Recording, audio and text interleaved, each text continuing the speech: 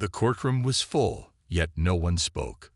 People sat in rows, their eyes fixed on the small figure standing alone in the center of the room. The heavy wooden doors had closed behind him, and now there was no escape. The boy stood still, his hands gripping a folded piece of paper, his fingers pressing into the worn edges. His clothes were too big for his thin frame, and his shoes looked like they had walked too many miles. Judge Richard Lawson, a man known for his strictness, sat high on his bench, looking down at the child before him. His sharp blue eyes studied the boy carefully, trying to understand why a child so young was standing in a place meant for criminals. The courtroom smelled of polished wood and old books, and the air felt thick with something unspoken.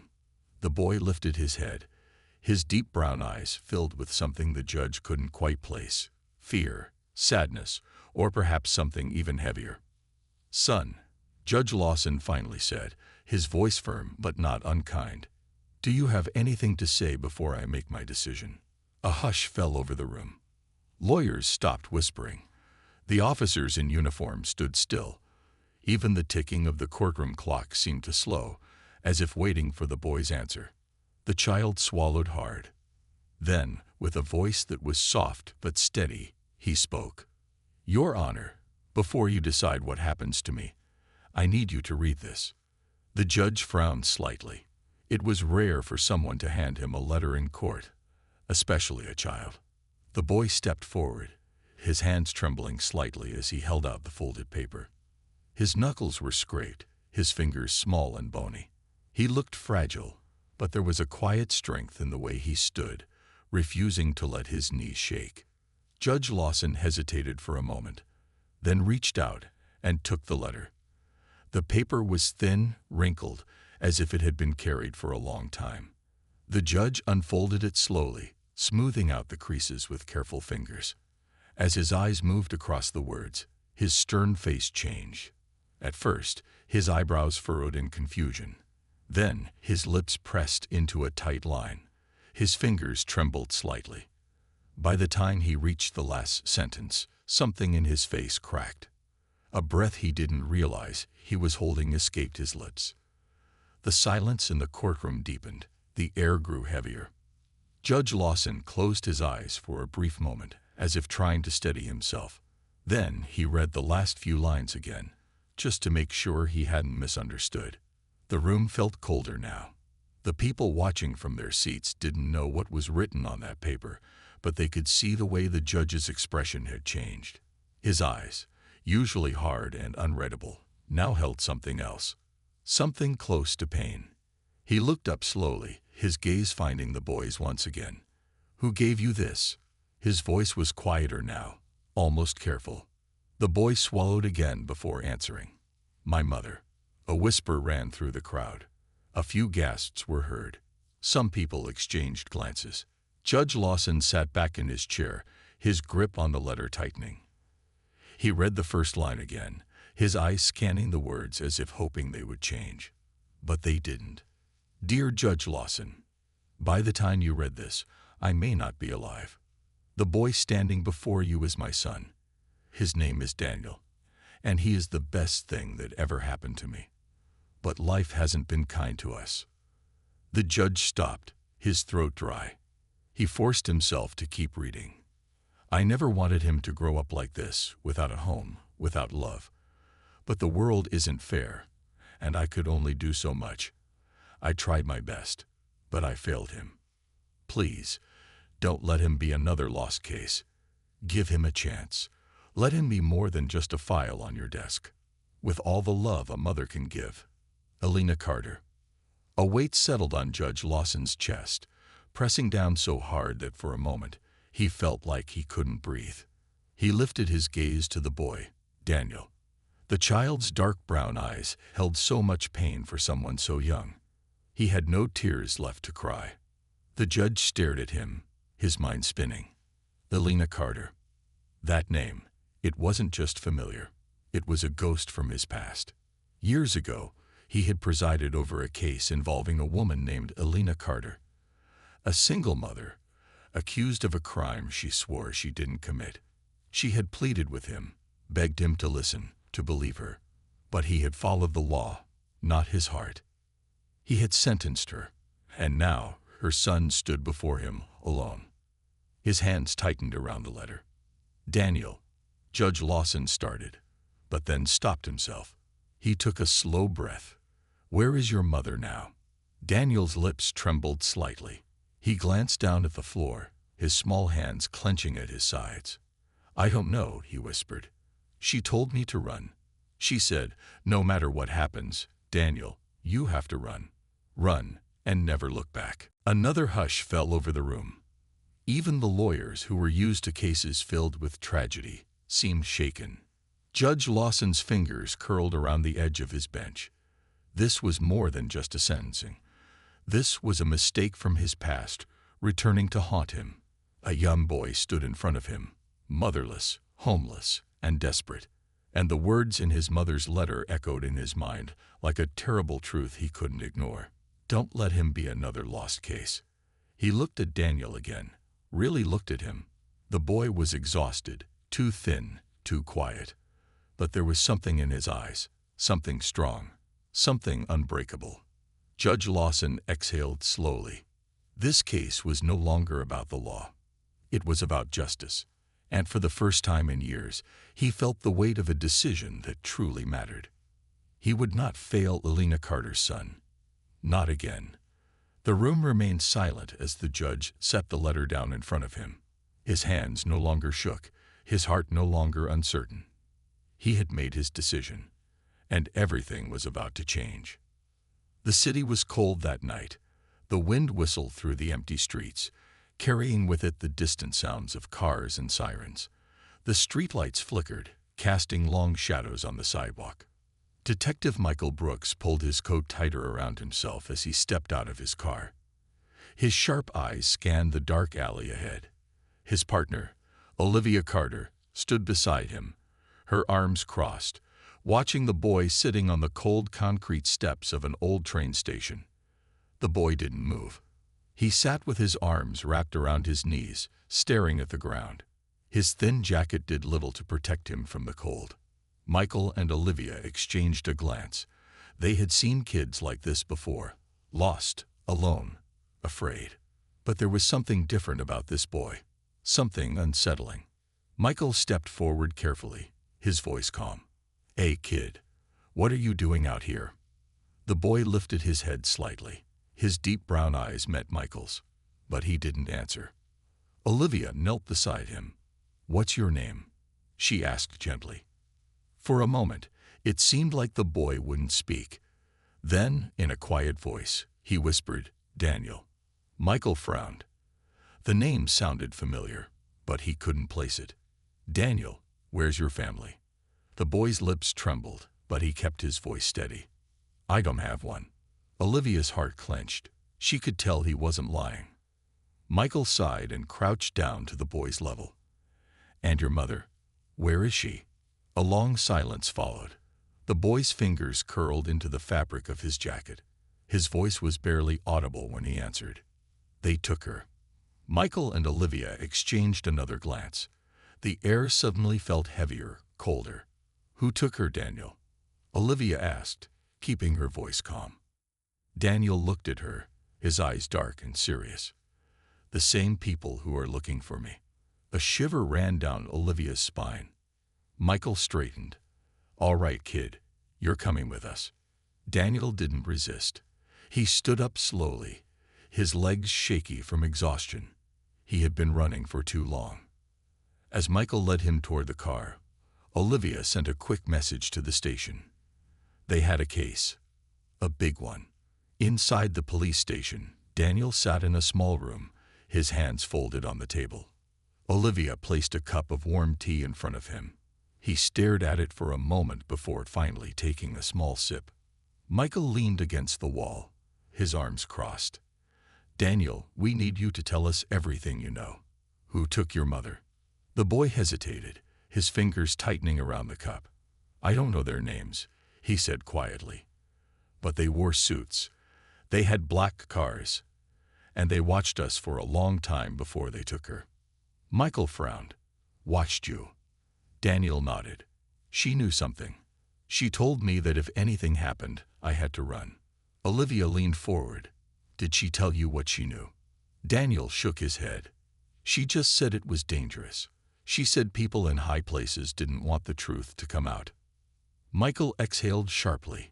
He had heard words like this before. Corruption, secrets, power, things that could destroy lives. But why would a single mother be involved in something like this? Then something clicked in his mind. Elena Carter. Michael pushed off the wall, his jaw tightening. Elena Carter. Daniel looked up, his eyes wide. You know my mom? Olivia glanced at Michael. Who is she? Michael's face darkened. A woman who went to prison years ago for something she didn't do. Daniel swallowed hard. She told me that too. Michael turned to Olivia. We need to pull up her case file. Now, it was a name that had been buried, forgotten, but now it had returned. Judge Richard Lawson sat in his office, staring at the documents spread out before him. The pages were old, yellowed at the edges. They told a story of a case long closed, a case he had presided over. Elena Carter's case. His fingers traced over the lines of text, his mind racing. Something didn't add up. The evidence against her had been weak. There were inconsistencies, gaps in the story. And now, after all these years, her son had appeared in his courtroom, holding a letter that had shaken him to his core. His heart pounded as his eyes landed on a single name buried in the case file. Jonathan Hale. The moment he saw it, a memory hit him like a cold wave. A meeting in a dimly lit office, a man in a sharp suit, smiling too easily. A warning, spoken in a low voice. Some cases are better left alone, Judge. You wouldn't want to get in the way of powerful people. At the time, Lawson had ignored it. He had believed in the law, in justice. But now, as he looked at the documents before him, he realized the truth. He hadn't sentenced a criminal that day. He had sentenced a woman who had been trying to reveal something dangerous. And now, she was missing. Lawson pushed back his chair and grabbed his coat. He had made a mistake years ago. This time, he wouldn't turn away. In a dark room, far from the police station, a phone rang. A man in a black suit picked it up, his expression unreadable. Sir, a voice on the other end said. They know the name. The man's fingers tightened around the phone. His voice was calm, but there was a sharpness to it. Then we have a problem. There was a long pause. The boy. He's still with the police. A slow breath. Find him. And this time, make sure there are no loose ends. The line went dead. The man set the phone down and turned to the window, watching the rain streak down the glass. The past had come knocking. It was time to silence it. Daniel sat in silence, his mind racing. He had spent his whole life running, hiding. But now, for the first time, he felt like he was fighting back. Michael stood and grabbed his coat. We're going to the judge. Daniel looked up, confused. Why? Michael's face was grim, because he might be the only person who can help us now. Olivia Carter appeared in the doorway, her expression tense. We just pulled up files on Jonathan Hale. You're not going to like what we found.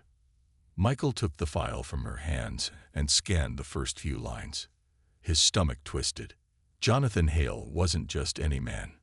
He was a name that had been carefully erased from records, a man who operated in the shadows, a man who had powerful friends, and a man who would do anything to keep his secrets buried.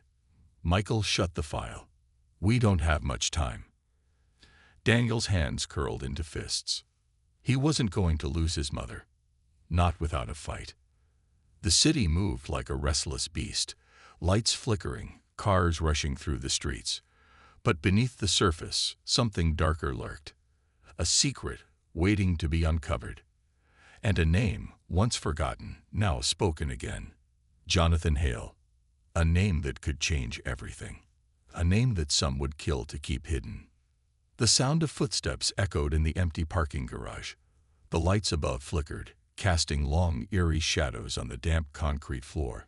A man in a dark suit walked with slow, deliberate steps, his polished shoes clicking against the ground.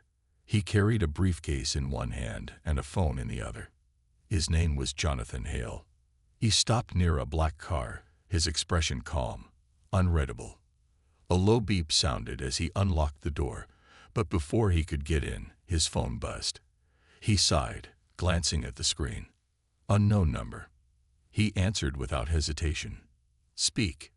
A voice on the other end whispered, They know your name. Jonathan didn't react. His face remained still, his heartbeat steady. Who? The boy.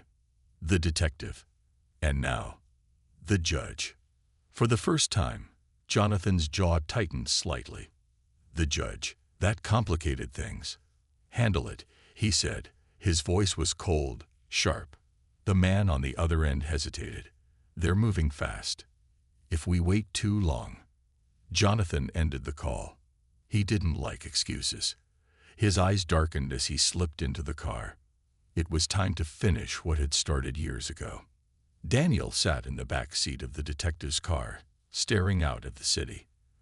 The buildings passed by in a blur, their glowing windows shining through the night like scattered stars. Michael Brooks drove in silence, his grip tight on the wheel. Olivia Carter sat beside him, scanning a file on her phone. Every few minutes, she would sigh or shake her head. Daniel finally spoke. Who is Jonathan Hale? Michael's jaw tensed. A man who was supposed to disappear. Olivia glanced at the rearview mirror, meeting Daniel's eyes. He used to be part of the system, law enforcement, government deals, intelligence work. But then he crossed a line. He did things in the shadows, made people disappear, controlled people with money and fear. Daniel's fingers curled into his jacket. And my mom, she knew about him. Michael nodded. More than that, she was trying to expose him. Daniel felt a lump in his throat. His mother had always told him to be careful, to never trust strangers, to run if anything felt wrong. Now, he understood why. But if he's so powerful, Daniel whispered, how do we stop him? Michael's eyes stayed on the road. We don't fight men like Jonathan Hale head-on. We find their weakness, and we use it against them. Olivia's phone buzzed. She read the message quickly, then turned to Michael. Judge Lawson is waiting for us. He pulled some files that might help. Michael's expression was grim. Then we'd better get there before Hale does. Judge Richard Lawson paced his office, his fingers tapping against his desk. The documents in front of him were old, but the truth they held was dangerous. He had been a fool. Years ago, he had trusted the system, believed the evidence placed before him. But now, looking at the reports again, he saw the truth. Elena Carter had been framed, and Jonathan Hale had been behind it. A knock at the door made him jump. Come in, he said, his voice steadier than he felt. The door opened, and Michael, Olivia, and Daniel stepped inside. Lawson's eyes landed on Daniel first. The boy looked tired, but there was something in his expression, something determined. You found something? Michael asked. Lawson nodded and gestured to the files on the desk. Elena Carter wasn't the first person Hale tried to erase. There were others, whistleblowers, journalists, even a few officers who got too close to the truth. Michael picked up a file and flipped through it. His face darkened. All these people, they just vanished. Lawson sighed. Most were declared missing. Some turned up dead under suspicious circumstances. And the ones who survived, they disappeared, changed identities, ran for their lives. Daniel swallowed hard. Where does my mom fit into all this? Lawson turned to him. She was the only one who gathered real evidence. Documents, recordings, proof that Hale was pulling the strings behind major crimes. She was close to exposing him. Michael set the file down. Then that means she's still alive. Daniel looked up quickly. How do you know? Michael's expression was firm. Because if she were dead, Hale wouldn't be chasing us. He wouldn't care about covering up an old story. He's still trying to silence her. A heavy silence filled the room. Then, Olivia's phone rang. She answered quickly. Carter.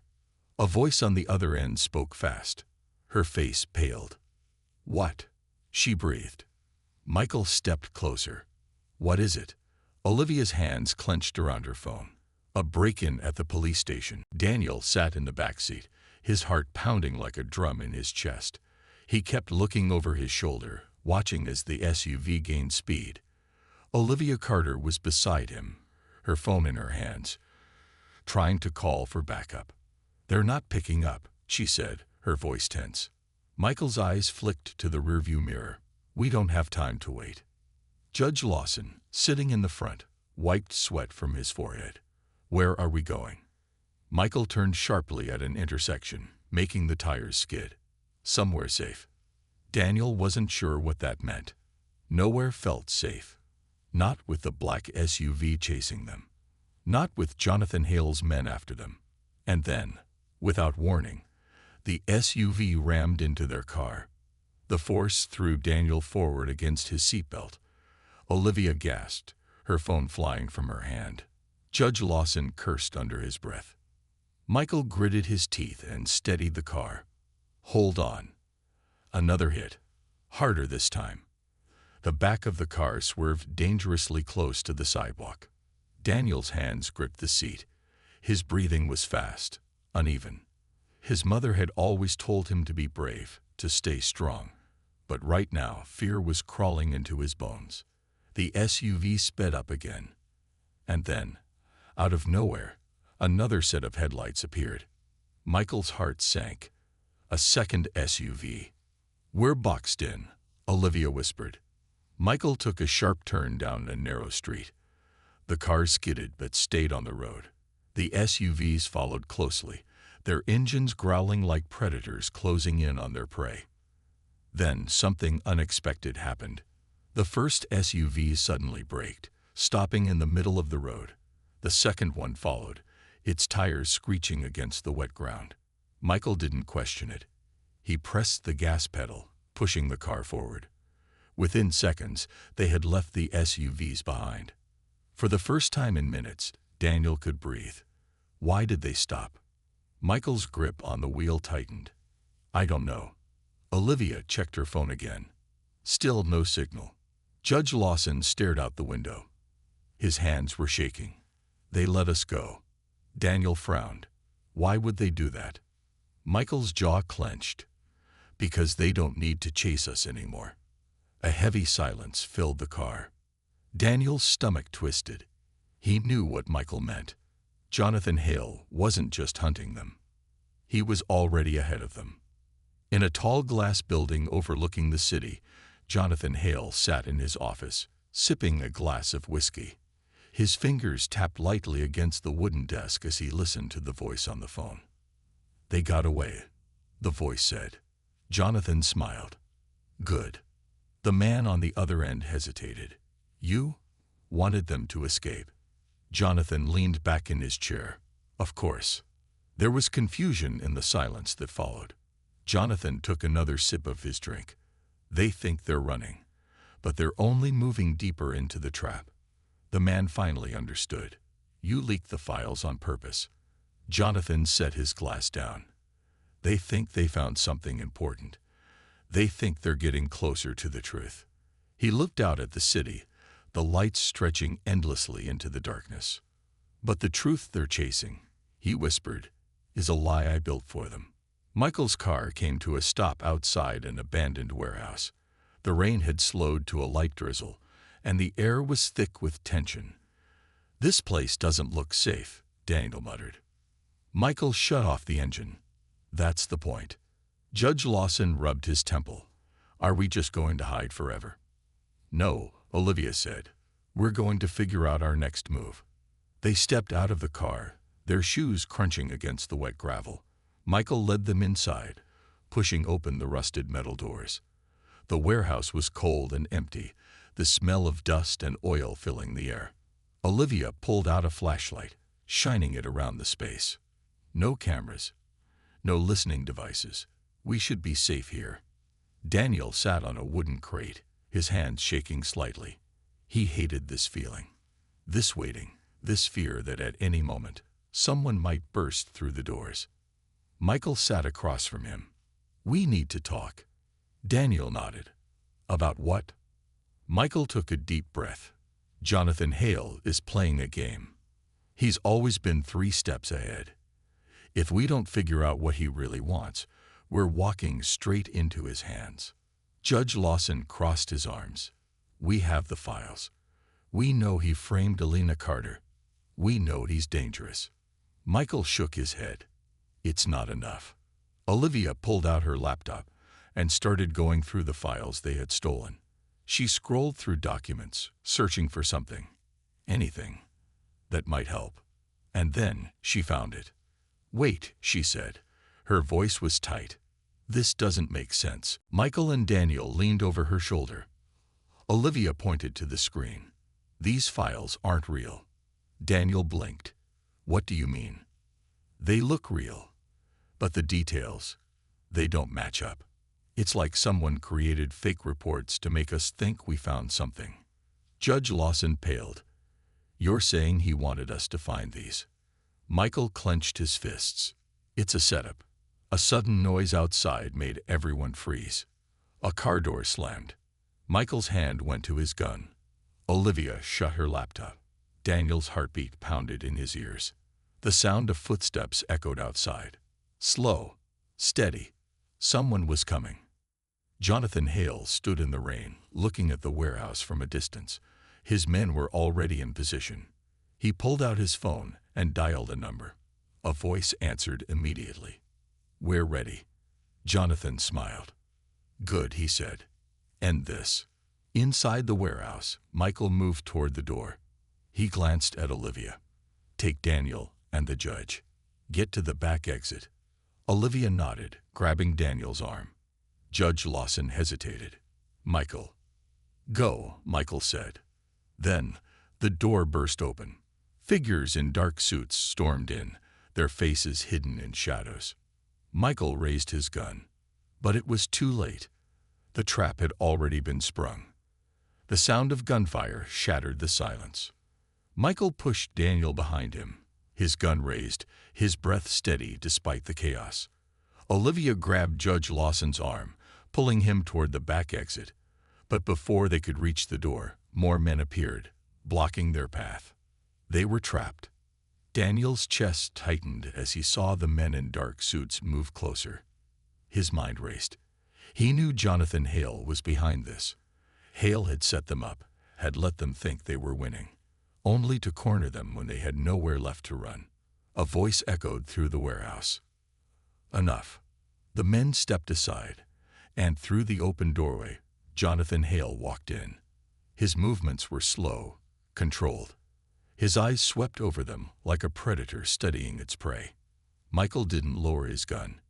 "You planned this." Hale smiled, but there was no warmth in it. "Of course. You've been playing my game from the beginning." Daniel felt his hands clench into fists. "What do you want?" Hale's gaze landed on him, and for the first time, there was something unreadable in his expression. He walked closer, stopping just a few feet away. "You," he said simply. Daniel's blood ran cold. Michael stepped forward. "Over my dead body." Hale sighed. Always so dramatic. He motioned to his men. "Put the guns down." The men obeyed. Olivia frowned. "What are you doing?" Hale smirked. "If I wanted you dead, you'd be dead already." Michael didn't move. "Then why are you here?" Hale took something from his pocket, a small folded piece of paper. He held it up between 2 fingers. "A letter," he said, "written by someone who should have died years ago." Daniel's eyes locked onto the paper. His heart pounded in his chest. His mother. Hale watched his reaction carefully. "I thought she was gone, too. I was wrong." A strange silence filled the room. No one spoke, but the air felt heavier. Daniel swallowed hard. "Where is she?" Hale tilted his head. "I could tell you." Daniel's breath caught. But Hale continued. "The truth comes at a price." Michael's patience snapped. "You don't get to make demands." Hale's expression didn't change. You have something I want, and I have something you want. That's how the world works, detective. Daniel couldn't breathe. His mother was alive. After all these years, after believing she was gone, she was out there somewhere. And the only man who knew the truth was standing in front of him. In a dark, cold room, a woman sat alone. Her hands were tied, her body weak from exhaustion, but her mind was still sharp. Elena Carter had spent years running, hiding in the shadows, waiting for the day she could return to her son. But Hale had found her first. She closed her eyes, forcing herself to stay calm. She had survived worse. She could survive this. A door creaked open. Footsteps approached, slow and deliberate. A man knelt beside her. He's looking for you, you know. Elena's eyes snapped open. She knew that voice. Hale's right-hand man. You should be proud, he continued. Your son is a fighter. He made it farther than we expected. Elena's heart clenched. If you touch him. The man chuckled. That's up to him now. She took a slow, deep breath. He's just a boy. The man's smirk faded. Not anymore. He stood up and turned to leave. Elena's voice stopped him. You want me, she said. Not him. Let him go, and I'll do whatever you want. The man hesitated, then smiled. Now that is interesting. Daniel stood in the warehouse, his mind racing. He knew Hale was dangerous. He knew trusting him was a mistake. But if there was even the smallest chance that his mother was alive, he had to take it. Michael was watching him closely. Daniel, don't listen to him. Hale raised an eyebrow. You really think I'm lying? That's interesting, because I have proof. He tossed the letter onto the floor between them. Daniel hesitated before stepping forward. His hands trembled as he picked it up. He unfolded the paper. The handwriting was messy, rushed, but he recognized it instantly. His mother's handwriting. Tears blurred his vision as he read the words. Daniel, if you're reading this, it means you found the truth. I'm sorry I had to leave. I never stopped loving you. I never stopped fighting for you. But you can't trust Hale. You have to be stronger than me. You have to finish this. Daniel's fingers tightened around the paper. His mother was alive, but she was warning him. Hale watched him closely. She's waiting for you. Daniel looked up, his voice shaking. Where? Hale smiled. I'll take you to her, but you have to come alone. Michael stepped between them. That's not happening. Hale's eyes darkened. Then she dies. Daniel felt his heart shatter. Michael turned to him, his voice urgent. Daniel, listen to me. This is what he does. He manipulates people. He makes them desperate. We'll find her another way. Daniel wanted to believe him. He really did. But what if there was no other way? What if this was his only chance? Hale watched the battle in his mind. He smirked. You don't have time to think. Daniel clenched his fists. His mother was out there. She needed him. He looked at Michael, at Olivia, at Judge Lawson. Then he made his choice. I'm going with him. Michael's eyes widened. Daniel. I have to do this, Daniel said. His voice was firm, stronger than he felt. I can't let her die.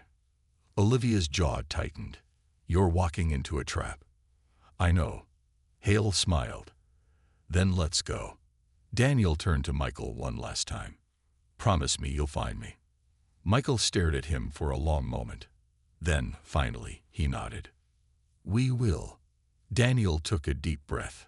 And then he followed Hale into the darkness. The night was colder than before. A soft wind blew through the empty streets, carrying the faint sound of distant sirens. Daniel sat in the back of the sleek black car, his hands pressed together tightly, his mind racing. The city lights flickered past, blurring into streaks of gold and silver. Jonathan Hale sat beside him, calm and unreadable. His hands rested on his lap, his fingers lightly tapping against his suit. He glanced at Daniel, studying him like a puzzle waiting to be solved. You made the right choice, Hale said. Daniel didn't answer. His fingers tightened into fists. Hale smirked. You don't believe me. That's good. You shouldn't. Daniel swallowed hard, keeping his gaze fixed on the road ahead. His mother was out there. Somewhere. He had to find her. The car turned onto a deserted road. Tall trees lined both sides, their dark silhouettes stretching into the night. Daniel's heart pounded harder. He had no idea where they were going, no idea what would happen next. Hale finally spoke again. Do you know why I let you live? Daniel turned his head slightly, but he didn't reply. Hale smiled. Because you remind me of someone. Someone who also thought they could beat the system. Someone who thought they could win. Daniel's jaw clenched. My mother. Hale chuckled. Smart boy. The car slowed down. Up ahead, a large building loomed in the darkness. No signs, no windows, just a solid wall of steel and concrete. The driver stopped at a gate. A security guard stepped forward, scanning a card against a small screen. With a loud beep, the gate unlocked. The car moved forward. Daniel's chest tightened. This was it. Hale leaned in slightly. Are you ready? Daniel didn't answer. The car came to a stop.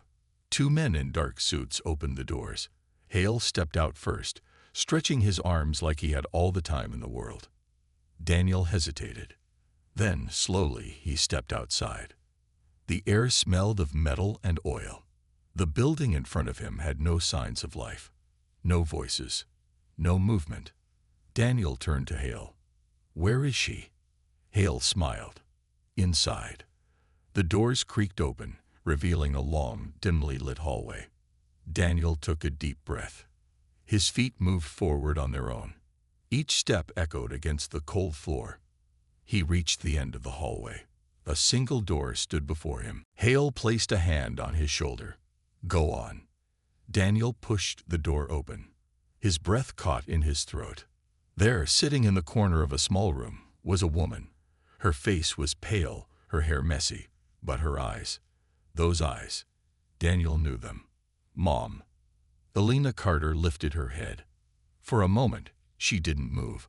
She simply stared at him, as if afraid he wasn't real. Then, suddenly, she was on her feet, running toward him. Daniel barely had time to react before she wrapped her arms around him, holding him tight. My boy, she whispered. Her voice broke. My sweet boy. Daniel felt tears sting his eyes. He buried his face against her shoulder, holding onto her like she might disappear. Hale clapped his hands slowly. Beautiful, isn't it? Daniel pulled away, his body tense. Let her go. Hale raised an eyebrow. Oh, Daniel. It's not that simple. Elena's grip on Daniel tightened. He's lying, she whispered. He won't let us leave. Daniel already knew that. Hale sighed. You still don't understand, do you? Daniel turned to face him. Understand what? Hale's smile faded. You don't win against people like me. Daniel's fists clenched. Watch me. A sudden noise echoed through the building. A loud bang. Then another. Voices. Footsteps. And then, gunfire. Hale's men reached for their weapons. But it was too late. The doors burst open, and Michael Brooks stormed in, his gun raised. Behind him, Olivia Carter followed, along with Judge Lawson. Daniel's heart leaped. They came. Michael didn't hesitate. Step away from the boy. Hale smirked. You're persistent, I'll give you that. Michael aimed his gun. Last warning. Hale's eyes darkened. For the first time, his smirk disappeared. Daniel felt Elena's grip on him tighten. Stay close to me, she whispered. The next few seconds happened in a blur. Michael fired first. Hale's men fired back. The room erupted into chaos. Daniel grabbed his mother's hand. Come on. They ran. Bullets flew past them, hitting the walls, shattering glass. Daniel didn't stop. He could hear Michael shouting orders, could hear Olivia calling his name. They reached the hallway. A guard appeared in front of them. Daniel barely had time to think before Elena moved. She grabbed a metal pipe from the ground and swung it hard. The guard collapsed. Daniel stared at her, stunned. Elena met his eyes. Go. They ran through the hallway, down the stairs, pushing through doors until fresh air. They were outside. Daniel gasped, his lungs burning. Michael and Olivia appeared behind them. Michael grabbed his shoulder. We need to move. Daniel turned. What about Hale? As if in answer, an explosion shook the building. Flames burst from the windows, smoke rising into the night sky. Daniel's breath caught. Is he? Michael didn't answer. Sirens wailed in the distance. The police were coming. The nightmare was over. Or so Daniel thought. Days later, Daniel sat on the steps of his apartment, staring out at the city. His mother was safe. She was inside, resting, healing. Olivia had made sure she got the best care. Judge Lawson had promised to clear her name. But Daniel couldn't shake the feeling in his chest. Hale was gone. But was he really? A small voice in the back of his mind whispered, men like him don't disappear so easily. Michael sat beside him. You did good, kid. Daniel didn't answer. Michael nudged him. You thinking about him? Daniel exhaled. I don't think it's over. Michael nodded. It never really is. Daniel looked down at his hands. Then what do we do? Michael smirked. We get ready. Daniel turned to him. For the first time in his life, he wasn't just running. He wasn't just surviving. He was fighting back. A new beginning. And this time, he wouldn't lose.